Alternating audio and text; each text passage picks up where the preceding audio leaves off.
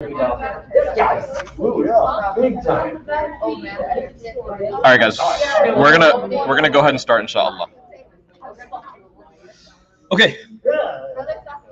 Yes. No, I've never watched Gravity Falls in my life. No. You are literally missing so much. You need to watch Gravity Falls. I just ruined the blurriness of this. Okay. All right. Okay. Bismillah, alhamdulillah, as-salatu was-salamu ala rasulillah wa ala alihi wa sahbihi ajma'in. Welcome, everybody. I know we were having a lot of fun talking about 1990 shows, which you have no business talking about. Because you guys just proclaimed that you're born in 2008. Not our fault, you're old. That's Are we there yet? literally, it's alarming. Okay, all right. So we're gonna start, inshallah. Okay, guys. Why would you name your child Dora Winford? You said he has corona. No. Okay. All right, guys. So we're gonna go ahead and start. Today I'm gonna have I plan to have a really good conversation with you guys, inshallah, about something that I feel is actually very important, and actually something I actually feel is very important because I think that it's not frequently talked about in our communities. To be quite honest with you, no. If Iman asks one more question, she's gonna sit behind the one-way glass. All right, so today's conversation, so a lot of y'all have probably heard about a prophet named Prophet Musa alayhi salam, but one thing that I think that is really important in our religion to talk about, has anybody ever heard the statement that Surah Al-Fatiha is called Quran? Anyone heard that before? Everyone memorized Surah Al-Fatiha in here? Okay, no, seriously, I'm getting concerned now, like half your prayers don't count. Okay, good. So everyone here, alhamdulillah, has memorized Surah Al-Fatiha. Now, Surah Al-Fatiha actually nicknamed, right? Its nickname is actually called Quran, which means the mother of the Quran. Now, what does it mean? Like, why would a surah in the Quran be called the mother of the Quran? Like, what are some of the conversations that, or some of the reflections that you can take from that? Like, what's the reason why it's called Quran? Anyone know? Anyone have an idea on why, possibly? Any good answers you guys have? Yeah, Muhammad, go ahead. Because it's like at the start of the Quran and then everything else comes after it. Kind of like you have a mother and then her children. Interesting. So it's the start of the Quran and everything else comes after it. Okay, very good. Anyone else? Good, I like it. Anyone else? Yeah. Did you raise your hand without thinking first? Yes. This is a problem. Please don't do that. All right. Khalid, go ahead. It simply sums up the Quran as like, okay, the Quran is about this, and this. Okay. Like, it's like bullet points. And no, the Surah Al-Fatiha did not come first. I believe it actually came third. Like, I know. Yeah, it was not the first revelation, but it was the first complete revelation. Yeah, okay. Yeah, like from start to finish, yeah. Okay, very good. Anyone else? Any of the girls? Girls have any idea? Why would it be called like the mother of the Quran? Anyone know? It's kind of like the backbone or foundation. Like Khalid said, it is like the bullet points and it explains what I guess what's coming up. Okay, so you will see in this Quran, I guess. Okay, good. So what value? Okay, so I want to ask you guys this question. So what value does a mother have in life? Like, what's the value of a mom? Support the child. Support. Okay, what else? To feed, to nourish. Okay, very good. What else? Anyone else? Yeah. She's always there. Always there. Okay, very present. Right. Very very accessible. Okay. Anyone else? Yeah.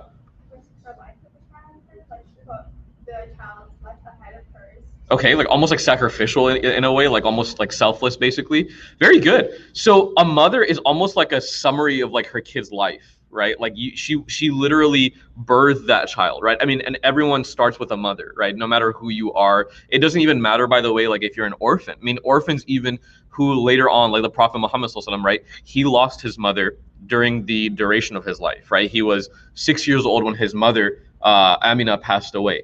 Now, even though he was an orphan, moving age 6 onwards, he still had a mother that he belonged to in the beginning, right? And everyone is from a mother.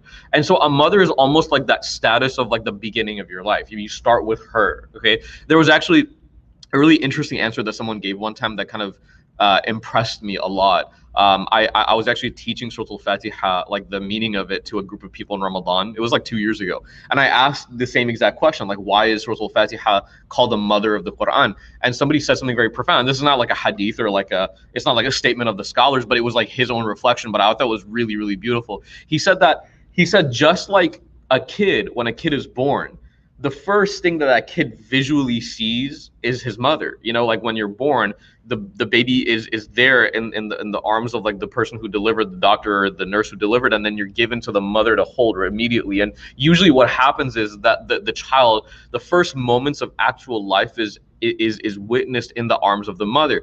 And he said, just like that, how like a child's first exposure to the world is his mother or her mother, the first exposure to you of the Quran is Surah Al-Fatiha. Like when you open it. It doesn't matter where you are on earth. Whenever you open up the book of Allah, the first thing you will see without a shadow of a doubt is Surah Al-Fatiha. Like when you open it up. When you open it up, you're not going to see Surah, you're not going to see Surah Shams. You're not going to see Surah Al-Rahman. You're not going to see Surah Al-Nas. You're not going to see Surah Al-Yusuf. You're not going to see any of that. The first thing you're going to see is Surah Al-Fatiha. So much like that, that's why it's called Quran. Now, the role of a mother, like you guys said, and what's your name again? I'm so sorry. Your name. No, your name. I'm pointing to you. Yeah.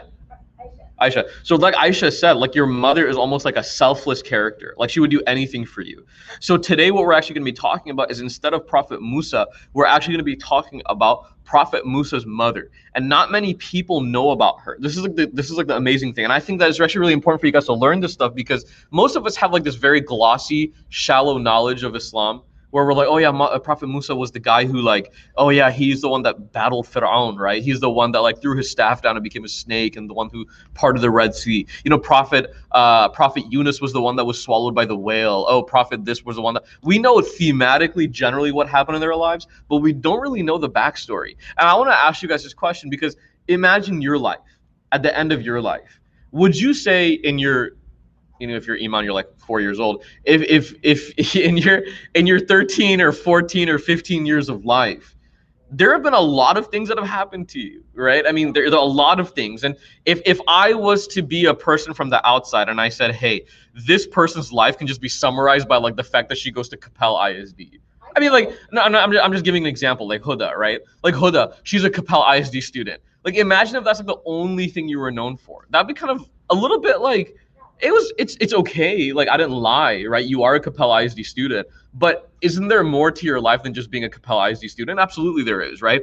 I mean, if I just said Muhammad right here, who's sitting, you know, next to me, if Muhammad is, you know, he's a son, you know, he's a son, that he's a son of like a father and a mother. You know, he has grandparents. Would that be the only thing that defines? I'll answer your question in a second. Would that be the only thing that defines his role? No. He has so many different things in his life that makes him who he is. And so for us to learn about Islam, it's very imperative for us to know more than just the basics. You guys understand what I'm coming from? Like, as a Muslim, you shouldn't just know that Prophet Muhammad ﷺ is the final prophet. You should know way more than that. You really should. You should know who his mom was. You should know who his dad was. You should know who his wife was. You should know who his kids were. You should know when he moved to Medina. You should know when he died. You should know all the important things that happened in his life. Because how else do you grow a love for somebody? Like, honestly, like you don't love people that you don't know. It's impossible. Even shallow love. Like you like a celebrity. You're like, oh, I love, like, oh my God, LeBron's awesome. Or like, oh my God, like, you know, whoever is awesome. You can't love that person if you don't know more than one fact about that person, right? Like LeBron plays in the NBA. That's the only reason you love him? No, he's like one of the GOATs. He's one of the guys who like led multiple championships. He's an amazing team leader. He makes the All-Star team every single year. He has this many MVPs, etc. He averages this many points, you know, a game every single year. You know all of this stuff about him, and because of that, you've grown a likingness towards him. Okay. This is how love grows. And if you don't know about people, you're not going to love them. It's impossible. And this is why it's important for you all to know about these people. Because you know, how many of y'all have been like, oh, you should be a good Muslim? You ever heard that from like a lecture before? Be a good Muslim, right? How do you expect to be a good Muslim if you don't know anything about your religion? How's that possible? It's impossible. You can't be. You can't be a good Muslim and be like, you know, like 6.5 out of the 7 days of the week you're like on TikTok. And like for some random minutes of the day, you end up praying because your mom forced you to. You know, like that, you cannot be a good Muslim like that. It's impossible. You literally can't. If I told you guys, hey, I want you to pursue like, I don't know, like being like let's say like being an engineer, right? And like 6 out of the 7 days of the week, you're like playing basketball all day, every day. You're training to be a basketball player. And that one day of the week, like Sunday or like Monday, you're like, okay, you know what? I'll like open up a book about engineering. How on earth are you ever going to actually plan on being an engineer? It's impossible. You're not spending enough time doing it, right? On the other hand, you actually might be a great basketball player, like some point in your life, because you're focusing on that 6 days of the week. You can't expect to be something if you don't put the work into it, okay? So today's, I want to really kind of conversate with you guys about this woman, the mother of Prophet Musa alayhi salam, and I want to teach you guys about why she was important.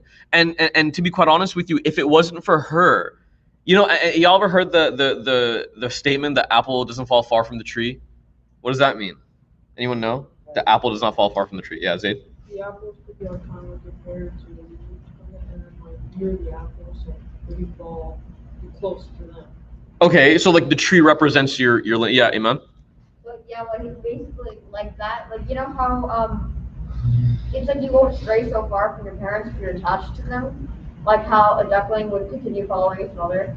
This is actually very true. When they grow up, they would go away, and sometimes. Isn't that really sad? Isn't that sad how weird nature is sometimes? You're like, oh my god, nature's so cute. Look at that baby lion, and then like 2 years later, it's like ripping a gazelle apart. You're like. So you know when I found out that like nature's really harsh is when my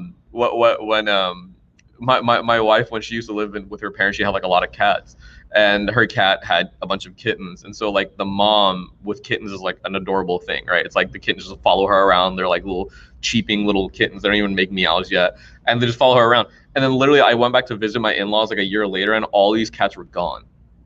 I'm like, where'd they go? And she's like, they just grew up. They're outdoor cats, so they just leave. Like that, and they just go out and like, they just hunt on their own, and they just make their own families. And I'm like, where's the mom? She's like, the mom's right here. I'm like, that is so bizarre to me, right? Like, could you imagine, like, your parents probably have a tough time letting you leave at like age 30.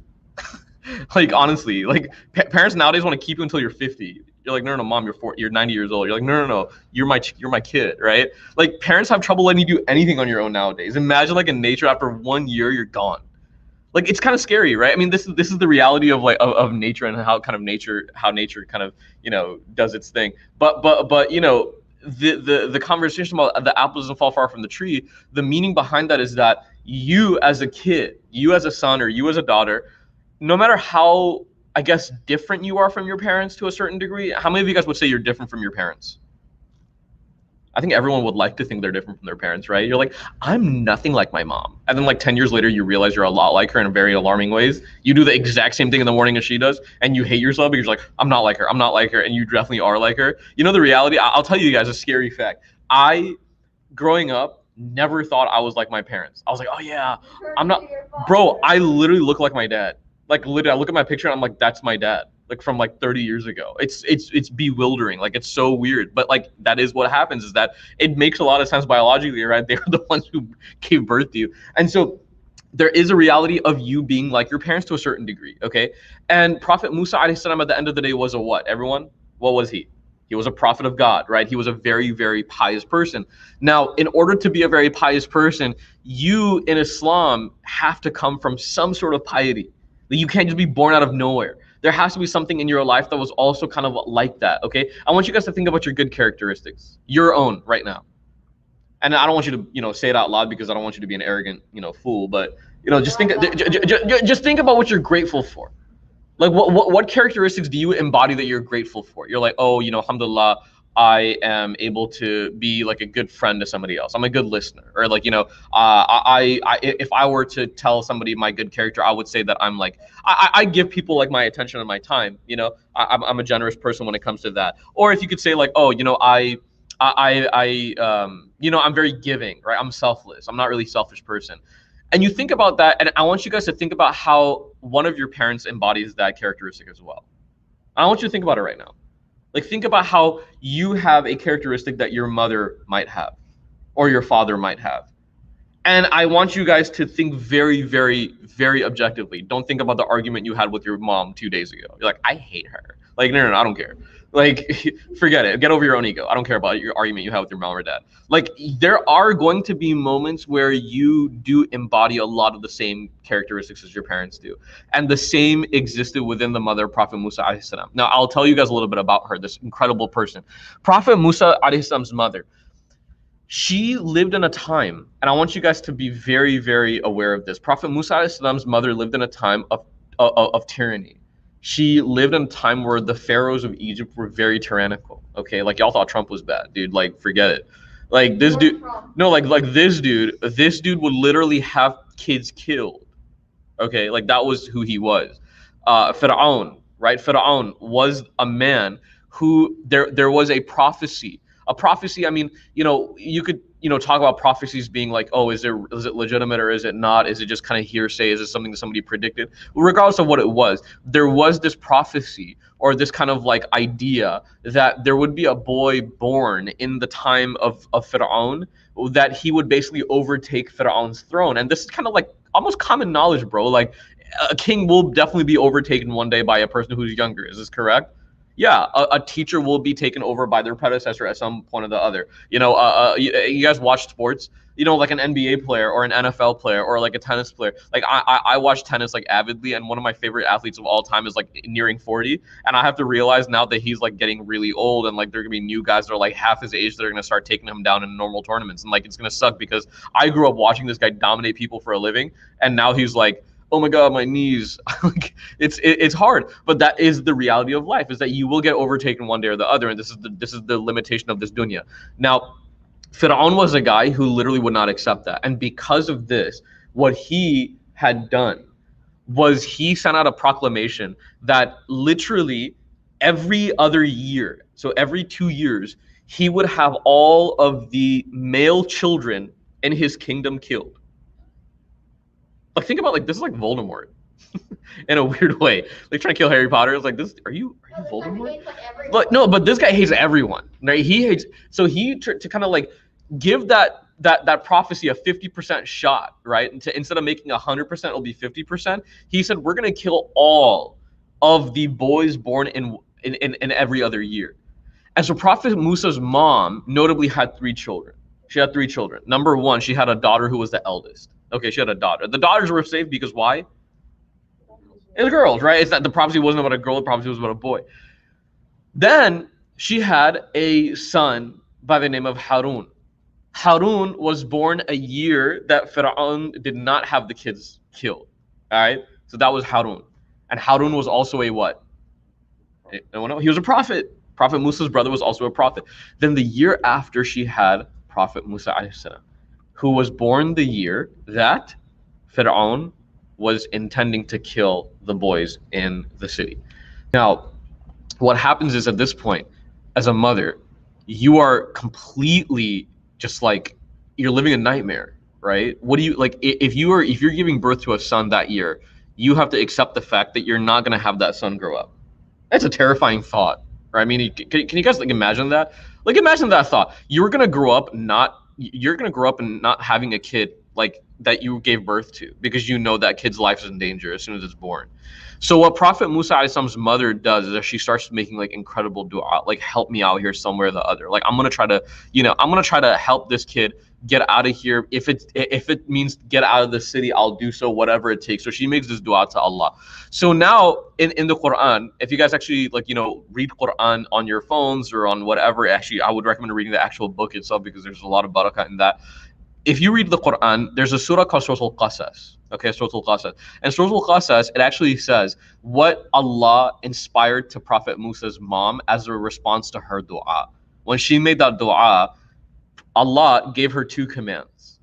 2 commands as an answer to her dua. Y'all want to hear the commands? So the first command was, وَأَوْحَيْنَا إِلَىٰ أُمِّي مُوسَى أَنْ أَرْضِعِهِ فَإِذَا خِفْتِ عَلَيْهِ. Okay, we inspired the mother of Prophet Musa alayhi salam saying, like, nourish him.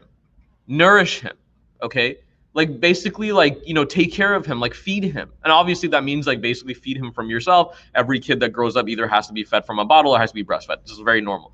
So she said, like, feed this kid. Is that pretty logical? Like feeding your own kid? Yeah, absolutely. I don't think a mom needs like a directional guideline, a manual. Like when you were born, I hope your mother was like, let me read about this kid, right? Like nutrition facts, right? Most mothers like know literally what to do when it comes to taking care of a child, right? Your mom literally knew what to do as soon as you were born. It's not like your mom had to read the instructions from like an Amazon review. Like she's like, okay, so how do I take care of this thing? Ugh, gross! Like 8 pounds of milk. Like what? This is crazy. This is an animal. Your mom just knows. Your mom just knows. And by the way, I want you guys to be very grateful to your mothers. And you will not understand until you are a mother, and you guys will never understand. I'm just being dead serious, y'all. These dudes right here will never know. I will never know. I tell my wife this every day, by the way. Like, when inshallah, when we have kids, like, I will never know what it means to be a mom. Like, I just never will. And this is by the way, this is the blessing of being a mother that Allah has just never given dads. It's like a different challenge of being a dad. You know, dads have different challenges. Dads are like that really weird dude that just happens to be there in your life. You're just there. Like, like it's like your mother. There is this kind of like very beautiful bond that a mother has with her child, because there is this bond that Allah puts between a mother and the child. And this is why when the Prophet ﷺ said, when a man came up to him and he said, hey, listen, like, who should I like be the best to in my life? And what did he say? Your mother. What's second? Your mother. Third, your mother. And what's the fourth? Your dad. This dude is like fourth string quarterback. Like, this dude is like the fourth like dude on the bench. Your mom is like the point guard, the shooting guard, and the power forward at the same time. Your mom is a quarterback, running back, wide receiver, and she blocks for herself occasionally. Your dad is like a random linebacker. Okay, no disrespect to dads, right? Your dad, mashallah, is an awesome guy. Hopefully, he takes care of the family really well. But your dad is your mom is an incredible role in your life. Okay, hand down. I'll answer your questions later. Okay, just keep the energy in. So you think about this. You won't understand the literal sacrifices your mom made until you're a mom yourself. Like, wallahi, you won't get it. And I'll tell you guys something. There's an incredible hadith from the life of one of the companions of the Prophet ﷺ, where it actually says that this person came up to a man by the name of Ibn Umar. Ibn Umar was the son of Umar ibn Khattab, and he said this man came up to Ibn Umar and he asked him. He says, "Yeah, Ibn Umar, I want to pay my mom back for everything she did for me throughout my life." And he goes, "How do I do that?" And Ibn Umar was like, "You can try whatever you want to, right?" And so he goes, "I am going to go and do Hajj, like the entirety of Hajj, with my mom literally on my back, like carrying her everywhere." And by the way, my mom's old, and so she can't do Hajj by herself. So it's like the equivalent of like basically wheeling your mom around everywhere in a wheelchair, like the entire. And by the way, if any of you guys have ever done Umrah or Hajj, like, it's not easy. It's like a very, very grueling process in terms of like your energy and your stamina. Okay. So he literally takes his mom everywhere during Hajj, carries her everywhere during, the tawaf when you're circling the Kaaba, Musdalifah, Mina, Jamarat, everything. He does everything with her on his back. He goes back to Ibn Umar and he goes, "Yeah, Ibn Umar, I did this. He goes, "Have I paid my mom back yet?" And Ibn Umar, you know what he says? Not just no. No is too easy of an answer. Like, no, you haven't. He literally said, he goes, "You haven't made up for one contraction that she had while she was expecting you, like while she was pregnant with you. One contraction. You know how long a contraction lasts? Like, when you're close to birth, like 3 to 5 minutes. Because you haven't paid her back for one of those. If you think you can ever pay your mom back, you can. You know the only way to pay your mom back ever in your life? I'll tell you guys what. No, relax. The only way to pay your mom back for what she did for you is literally just to make her life good while you're alive. That's the only way. And you don't even pay her back for that. You're just kind of like you're doing diligence to her role in your life. You're just kind of like, making her life good. When she tells you to go like do the dishes, stop being a brat and do them. When she tells you to like, "Hey, I need you to clean this room for me real quick," and you have plans with like, Halima, like, I need you to like bottle up that angst and just do it. And if your mom tells you to hop off the PS5 or the Xbox, whatever it is, and you're like giving her like the world's load of attitude, I need you to like reel that in and stop being a brat. Like, straight up. And guess what? You will go through this pain when you have kids. Allah protects all of you. when you have kids, and you'll see what it's like to get teenage attitude in your face. It's very, very like frustrating. And trust me, I know. I don't have teenagers yet, but I'm a youth director, so I know. I'm like, "Hey, Assalamu alaikum, what's your name?" "Ahmed." I'm like, "Okay, Ahmed, where are you from?" Irving." "Okay, Ahmed, cool. So, what grade are you in?" "8th." I'm like, let me tell how this kid. How do I convince this kid to speak more than one word? No, I'm not talking about Ahmed. I like Ahmed's cool. I'm just talking about generally. It's like picking teeth. You know, I'm like, man, I don't know. I was a part-time dentist. It's crazy, right? I'm like going in trying to pick this kid's teeth out. Like, it's like I'm like, so Ahmed, what do you like to do? Nothing really, I guess.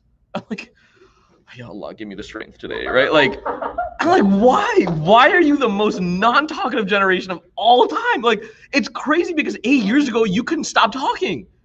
Like 8 years ago when you were like 7, you just did not stop talking, like non-stop. No, and like it's just crazy to me. Like 7 years. 7 years ago. Like I would like want to like sew your mouth shut, but like 7 years later, I can barely get one word out of you. It's incredible. You know, like it's very, very difficult. Okay. So all of this is a means to say that like being a parent is not easy. Okay, being a parent is not easy. And so have mercy upon your parents, y'all. Like don't give your parents an attitude. This is not worth it, man. Because you know what? You're gonna get to a part of your life where, you know, now I'm 28 now, and you know, have any of you guys realized your parents are also glued to their phones at times? Is this true? Like sometimes your parents are also glued to their phones. Like your parents are probably glued to Facebook, right? Oh my God, Facebook articles. Let me forward them this hadith, right? Like, and so WhatsApp. And so, you know, and so what happens is there will be a time in your life where you will actually want your parents' attention again. This is true.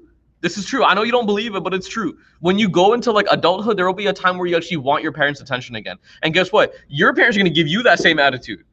You'll be like, hey, what's going on? How you doing? Like, what'd you guys eat last night? Oh, nothing. You know, just like the same old. Hey, let me forward you a WhatsApp forward. And you're like, oh, God, please, no, not anymore, right? Like, I can't do this anymore.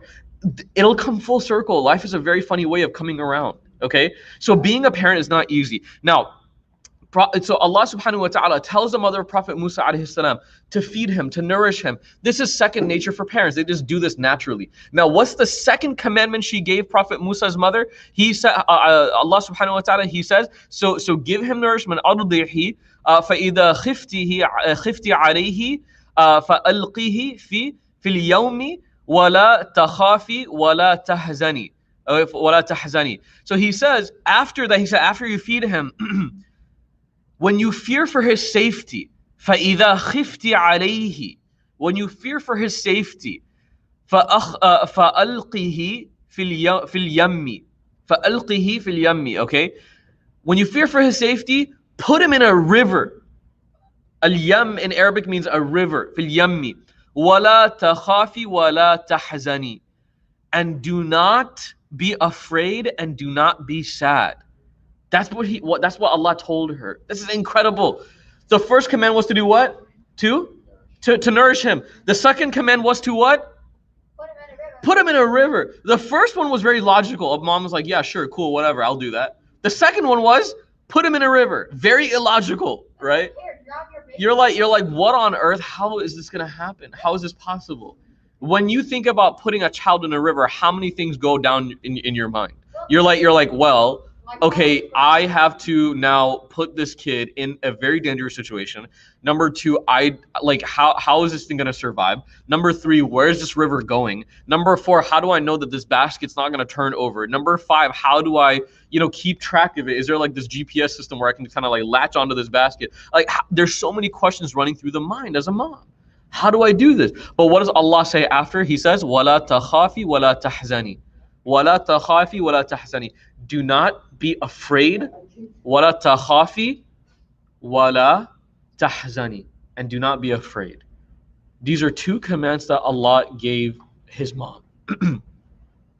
Those are the 2 things that would be the most natural reactions to this command. If you put a kid in a basket and float him down the river, the 2 things that you will probably be is upset and afraid. And he says, don't be upset and don't be afraid. Okay? I will take care of him. Allah says at the end of this, he says, Inna radduhu ilayka raddu ilayki waja'iluhu minal mursalin. He says, we shall return him to you and make him a prophet of God. That is insane. He says, we're going to return him to you, and not only return him to you, I will make him a prophet of God when he comes back to you. Like, how is that possible? It's very unheard of. All right. Now, here is one of the biggest things I want you to take away from this, and we're actually going to pause here. I want you, the next time you're ever told to have patience in a difficult time in your life, I want you to think about the blessings that Allah has already given you in your life. That's what I want you to think about. I want you to think about this. Has anybody ever made dua and a dua hasn't like come back to them in the way that they want it to come back to them? Anyone? You ever made dua and you're like, oh Allah, I want like an A in this class, or Ya Allah, I want I want to be able to go, or I want this gift, as a birthday gift or whatever it is, and Allah gives you back like a Dollar Tree gift, and He's like, and you ask for an A and Allah gives you back a C, and you're like, oh Allah, what? Like, I was under the impression that I'd get back exactly what I'd be asking for, right? I didn't know that this is gonna go down. Allah gave you back something very different. Now, when you get back that thing that you did not expect, I want you to think about something in your life right now. I want you to think about, hey, when I made that dua, was I making the dua in a really nice way, or was I just asking Allah for something out of like on a limb?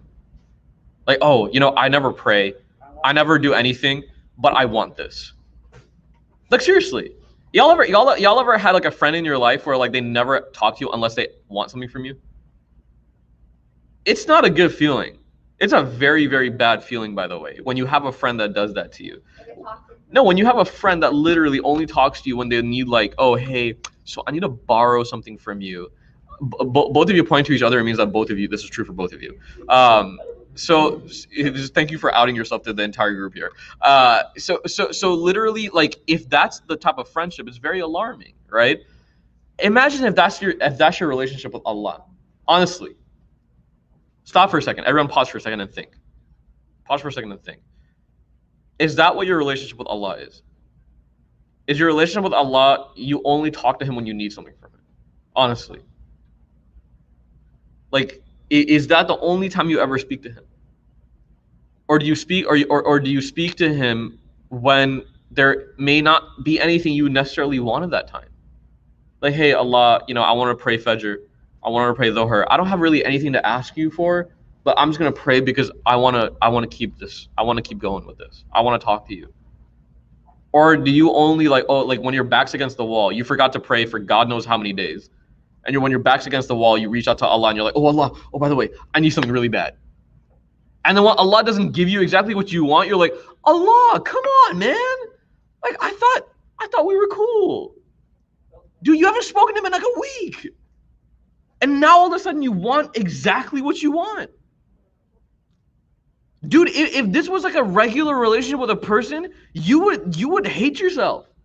But because it's Allah, you're like, oh Allah, why don't you give me my dua? Like, why don't you give me what I wanted in my dua? Ask yourself, when's the last time you talked to Him normally? Okay? So that's number one.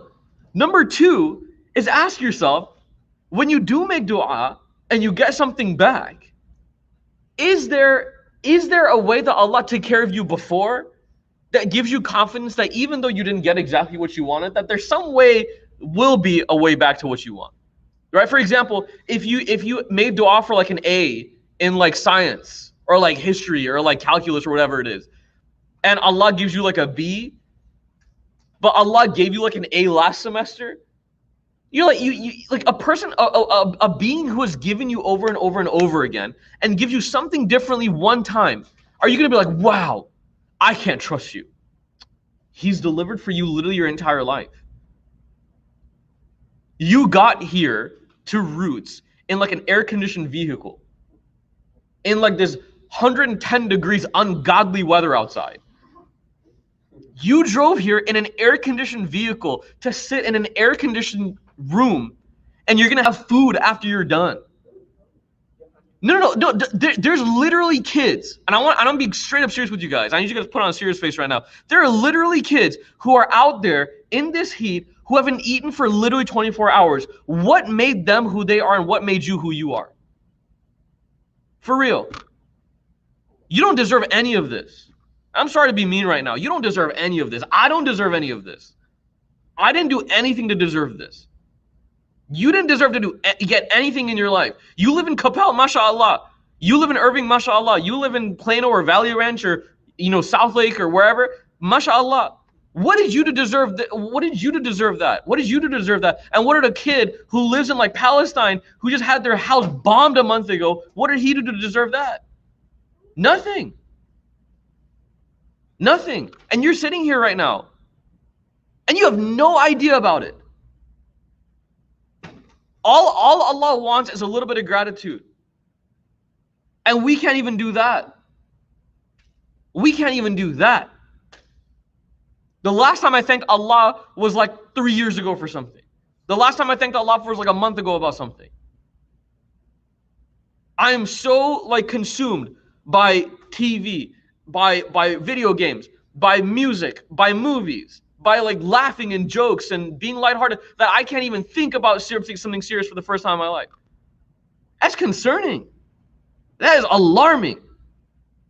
That is straight scary, y'all. So I want you guys to take away those 2 points today. Number one, the mother of Prophet Musa ﷺ made an incredible dua. Oh Allah, save my child. It wasn't even like for her. She wasn't even like, oh Allah, give me like money. She wasn't like, oh like, Allah, give me like a palace or like a giant home. She's like, oh Allah, help my kids survive. That's like a that's not like a crazy dua to ask for. And Allah still, even after that, told her, after you feed him, now you put him in a basket, now put him down the river. But وَلَا تَخَافِي وَلَا تَحْزَنِي. Do not be afraid and do not be sad. And we'll talk about her reaction to this command, inshallah, next week. Okay? So that's where we're going to pause today. We ask Allah subhanahu wa ta'ala to accept from us. We ask Allah subhanahu wa ta'ala to allow us to appreciate the things in our life, man. We ask Allah subhanahu wa ta'ala to always allow us to be able to be grateful to him in moments in our lives when, you know, when we have a hard time being serious and a hard time realizing and reflecting on things. We ask Allah subhanahu wa ta'ala to alleviate that heedlessness from us and allow us to be grateful and thankful for the things that he's given us. Ameen ya Rabbil Alameen. All right, anybody have any sort of questions? We have